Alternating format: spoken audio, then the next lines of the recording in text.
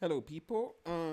Continuing my updates on the Shipaton hackathon for 2025 by Revenue Card. I've said go with updates instead of days because there are some days when you may not do any work. So instead of counting day one, day two, day three, I'll be going with update one, update two, update three. I think that's what we shall be doing going forward because there are just some days you don't actually work. But the update is that the hackathon has officially kicked off today. So we have 2 months to go until the deadline, and let's see what I've done for today. So for these past few days that I've not been around. So I think the very first thing I wanted to do was actually start coding the app, but then I decided maybe I should first make a wait list or a place to collect some emails because I'll need some testers at the end of the when I'm done coding. I'll need some people to actually test the app. So the first thing I had gone with is just using a normal Google form whereby people could come in and fill in emails and names and all that. A small test here to prove that it's not a robot or AI thing it in. And then I'll just collect those in a Google Sheet. And while this was plain and simple and would possibly be the recommended way of collecting emails, especially since you're not sure about the app, yeah, I got distracted and went a bit further.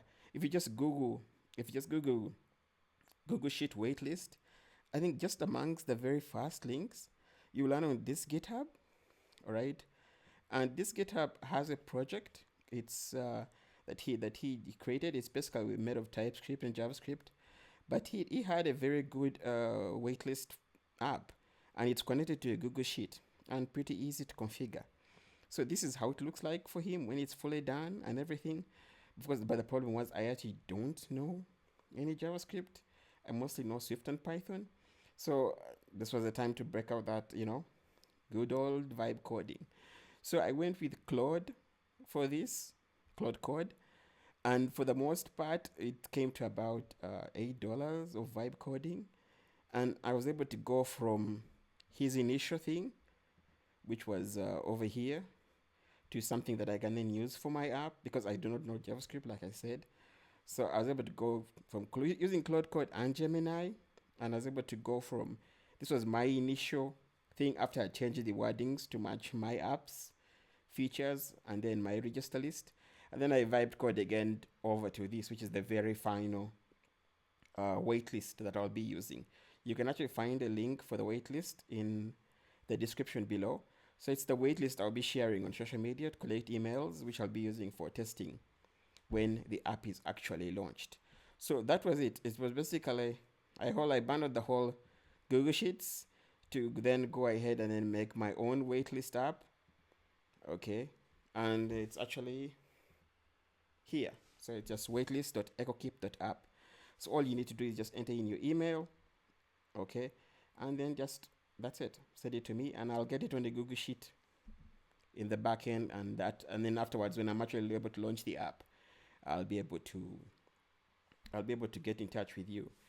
And so yeah, Claude was the more expensive option. Gemini has a free option, and in case you're wondering how you basically just install Claude with npm, and then basically just direct it to your repo and ask it to do questions. You can see your usage using an app called CC usage. This app over here, it's good for determining how much you've actually spent on Claude. All right. And then, of course, I ended up just mostly doing Gemini. Gemini did the bulk of the work. Gemini CLI, it did the bulk of the work moving forward. And then the result was just this simple waitlist app. So which is what we shall be using to collect emails for the app for testing. So that was it for the waitlist app. And then for the app icon, this was after I inputted what EchoKeep is going to be inside ChatGPT. This was the initial design of the app, which I found too bright or too showy. So of course, then I asked it to redesign the app. I gave it some colors, like I wanted these two colors, and I told him use those colors for inspiration.